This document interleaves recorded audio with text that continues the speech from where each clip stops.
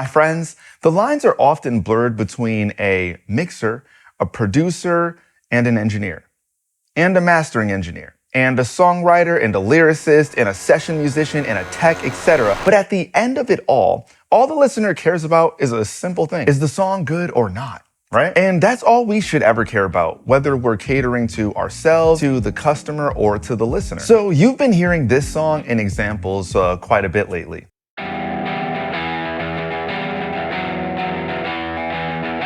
Something's getting in the way, holding me back, stuck under the pressure like a heart attack. Even when I try.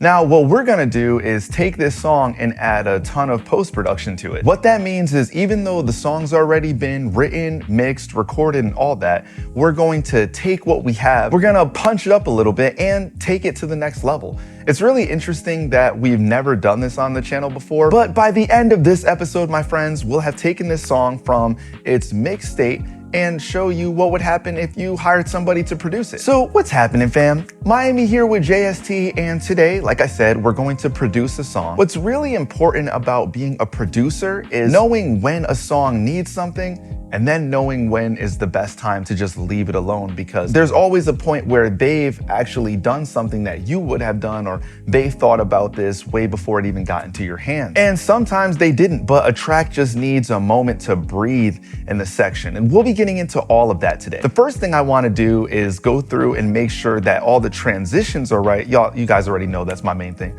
Got to make sure the transition game is crazy in the track. And we want to make sure that it gets us excited for the next part that it's going into. One thing I learned a while ago is that in a song, every 5 to 7 seconds, you need to have a new element brought in or something different happening to keep somebody's attention span on the song. You know, with all the new forms of content we have now, no one really has the attention span to listen to a 40-second part that just repeats. And if you saw my recent episode about transitions, you kind of know what to go for here, so this is just the first step. Let's listen to some of the transitions in this song, and then let's add what's necessary to make it hit.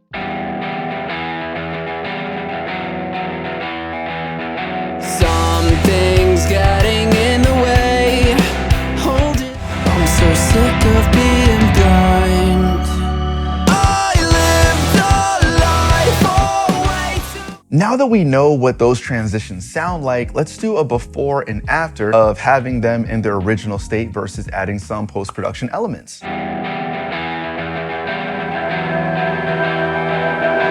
Something's getting in the way, holding me back.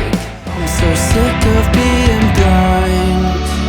I lived a life for way too long. I went through hell to find where I... Okay, so dealing with these transitions, that's the first thing that I ever do when I'm producing a song. And then I take a listen from the beginning all the way to the end, just knowing that it now feels like a complete track. And if you're loving the sounds that you're hearing, make sure to use what I'm using, which is the JST Melodic Spark sample pack. You can grab your copy by heading to the description below.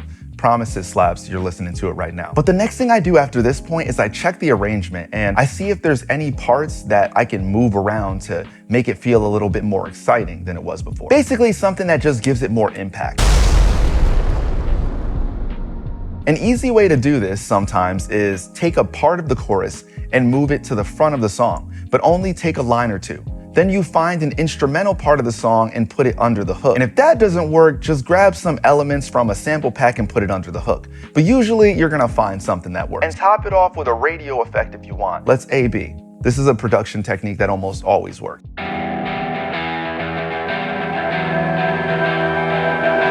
Something's getting in the way, holding me back. I lived a life for way too long.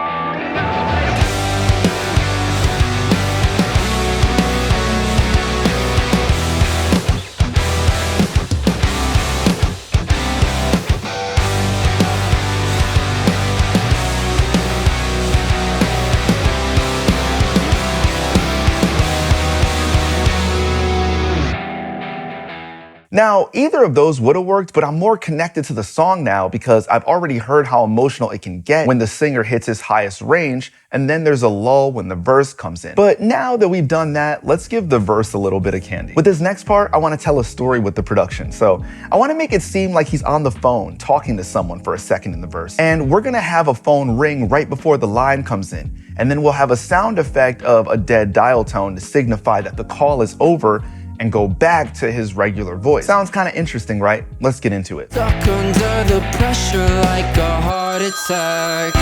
Even when I try, even when I lie, I'm still wrapped in chains, pulling side to side. I'm so sick of being blind.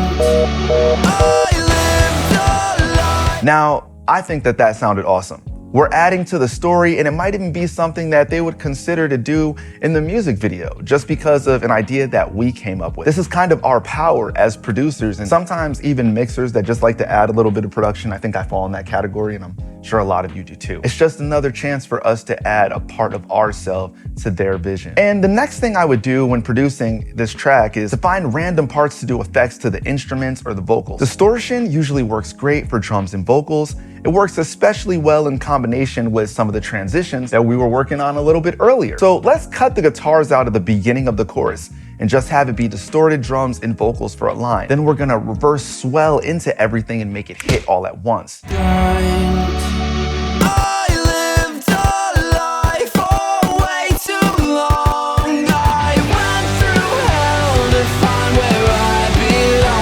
And the last thing I would do is scour through the song and see if there's any spots I might want to add a sample or a loop under the production to give it some flair. Sometimes this might be necessary and sometimes it might not. I'm gonna have a quick listen to it though.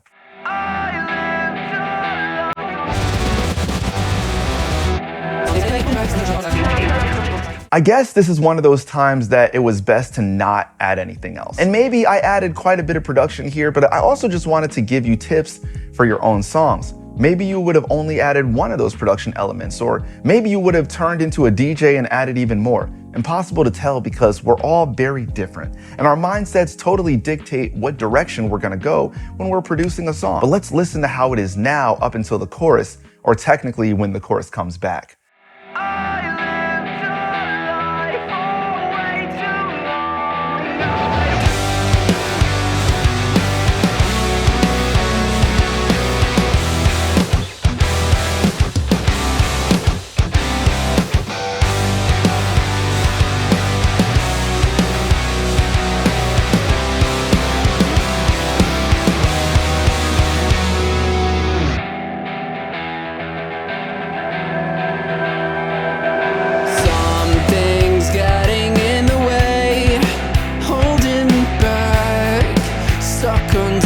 Pressure like a heart attack.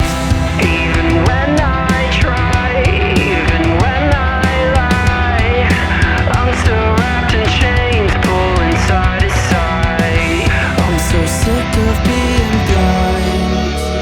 I lived a lie for way too long. I went through hell to find where I belong. And this is the take that I would have had on this song if I was the one going for it. I thought that it was pretty dope this way, not gonna lie. And I did like the original, but messing around with it a little bit, I feel like it became a lot more modern and had the type of ear candy that I'm typically used to. I hope you guys enjoyed this little segment and learned something from it. Is this the method that you guys do when you're dealing with post-production? Is there anything you feel that I left out? Leave it in the comments below, and I will chat with you fine people, like I always do. If you're an engineer on the come up, give this video a thumbs up. Don't forget to subscribe, you only have to do it one time, and tap that bell for notifications so when a video drops, you know the location. Till next time, my friends, I am out of here.